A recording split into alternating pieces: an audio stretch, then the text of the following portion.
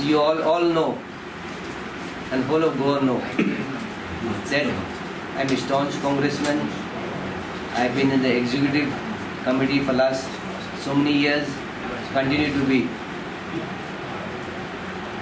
You'll all know that I was also a front runner. Now what has happened, we should forget. We all congressmen are united, and the Congress party, local as well as the High Command, so decided that Mr. Babush, my friend for last 35 years, is the strongest candidate than among any of us in Panjim. So they decided that they should back him.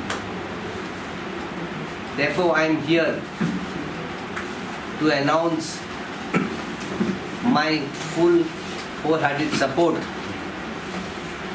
to Mr. Babush for the Panjim Bypoll. I appeal to all my supporters of Panjim, and especially my two wards of Miramar and Kampal, 9 and 10, who have always been our backbone.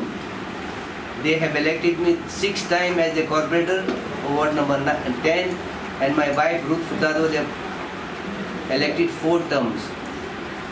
6 years is 30 years and 4 terms is 20 years. We can never forget our people,